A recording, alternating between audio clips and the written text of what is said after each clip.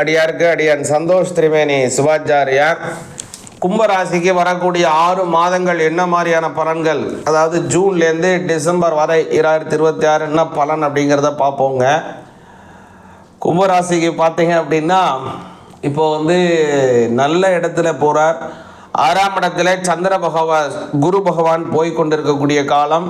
இல்லை கூடுதலான ஒரு விஷயம் என்னென்னா, அந்த குரு பயிற்சி ஆகி இப்போ 6ல் போயிட்டுருக்காரு. கூடுதலாக கும்பராசிக்கு பார்த்தீங்கன்னா அதே இடத்துல சுக்கிர பகவானும் சேருகிறார். அது எப்போ அப்படின்னு கேட்டிங்கன்னா, ஜூன் மாதம் 9ஆம் தேதியிலிருந்து ஜூலை மாதம் 5ஆம் தேதி வரை இந்த சுக்கிரனுடைய செயற்கையாக ஆளப்பட்டது குருவுடன் சேருவதனால நன்மைகள் உண்டு. அதே மாதிரி பார்த்தீங்க அப்படின்னா இந்த காலத்தில் கும்பராசிக்காரங்களுக்கு பல வகையான நன்மைகள் ஏற்படும். முதலீடுகள் பெருகும். படிக்கின்ற மாணவர்களுக்கு படிப்பிலே நல்ல ஆர்வங்கள் ஏற்படும். படித்து முடித்தவங்களுக்கு நல்ல உத்தியோகம் கிடைக்கும். உத்தியோகத்திலே உயர் பதவிகள் தானாகவே கிடைக்கும். அதுபோல் பல நல்ல விஷயங்கள் கும்பராசிக்காரங்களுக்கு இருக்குது. அடுத்ததாக பார்த்தீங்க அப்படின்னா கும்பராசிக்காரங்களுக்கு இதில் எவ்வளோ கவனமாக இருக்கணும்னா, 6ஆம் இடத்துல போகிறதுனால உடல் ஆரோக்கியத்தில் கவனமாக இருக்கணும்.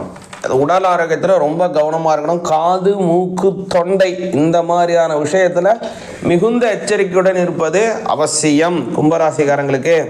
அடுத்தது பார்த்தீங்க அப்படின்னா உங்களுடைய ராசியிலேயே இருக்கக்கூடியதான ராகு பகவான் 7ஆம் இடத்துல இருக்கக்கூடிய கேது பகவானினுடைய பெயர்ச்சி நடக்குது.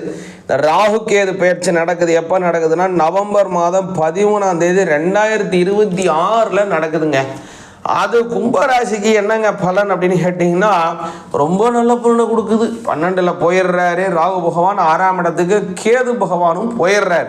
அதனால் கொஞ்சம் குடும்பத்தில் நன்மைகள் ஏற்படும். எதிரிகளை வெற்றி பெறும்படியான வளர்ச்சிகள் ஏற்படும். அதே மாதிரி முக்கியமாக பார்த்தீங்க அப்படின்னா கும்பராசிக்காரங்களுக்கு வரக்கூடிய காலத்தில் பெரிய அதிர்ஷ்டங்கள் கிடைப்பதற்கு ஒரு பக்கம் நல்ல பலன் இருந்தாலும் கூட நல்ல படிப்பிலே நல்ல நாட்டம் ஏற்படும். ஏன்னா குரு பகவான் இல்லைங்களா, ராசிநாதனாக இருக்கக்கூடிய சனி பகவானும் 2ஆம் பாவத்தில் இருக்கிறதுனால பேச்சு ஆற்றல், மரியாதை, உங்களுடைய பேச்சிற்குன்னு இருக்கக்கூடியதான மரியாதை, நல்ல அமைப்புகள் போன்ற எண்ணற்ற நன்மைகள் கும்பராசிக்காரங்களுக்கு உண்டு. அடுத்ததாக சொல்லணும்னா குரு பகவானுடைய அதிசாரத்தை பற்றி கொஞ்சம் தெளிவாக பார்க்கணும். அதிசாரம் எப்போ நடக்குது அப்படின்னு பார்த்தீங்க அப்படின்னா அக்டோபர் மாதம் 20ஆம் தேதி 2026 குரு பகவான் உங்களுடைய ராசியிலிருந்து 7ஆம் பாவத்திற்கு போகிறார். சரிங்க, அப்போ அது குரு பெயர்ச்சியா அப்படின்னா கிடையாதுங்க. குரு பெயர்ச்சி கிடையாது. அப்போ குரு பெயர்ச்சி இல்லாமல் இப்போ குரு மாறுறாரு. இதுக்கு என்னங்க பெயர் அப்படின்னு கேட்டிங்கன்னா, இதற்கு அதிசாரம் அப்படின்னு பெயர். அதிசாரத்துக்கும் பெயர்ச்சிக்கும் என்ன வித்தியாசங்கிறத நம்ம நல்லா தெரிஞ்சுக்கணும். அதிசாரம் அப்படிங்கிறது ஒரு தடவை ஒரு கிரகம் பெயர்ச்சி அடைஞ்சிட்டு கொஞ்ச நாளில் மறுபடியும் வக்ரம் பெற்று தன்னுடைய பழைய பொசிஷனுக்கு பழைய வீட்டுக்கு மறுபடியும் வந்துடுவார். அதற்கு அதிசாரம் அப்படின்னு பேர். தன்னுடைய சொந்த வீடு அல்லது சொந்த இடம், சொந்தபடியாக இருக்கக்கூடிய ஒரு இடத்துலையே இருந்து இது பண்ணீங்க அப்படின்னா அதற்கு இந்த குரு பகவானினுடைய அனுகிரகம் ரொம்ப முக்கியமாக மாறுது. அதனால் இப்போ இருக்கக்கூடியதான ஒரு நல்ல அபிப்பிராயங்கள், நல்ல முன்னேற்றங்கள் கும்பராசிக்காரங்களுக்கு அற்புதமான நல்ல பலனை கொடுக்கும். முக்கியமாக கும்பராசிக்காரங்க 7.5 சனி நடக்கிறதுனால சனிக்கிழமை சனி பகவானுக்கு நல்ல எண்ணெய் ஊற்றி எள்ளுக்கு தீபத்தை ஏற்றி வாருங்க.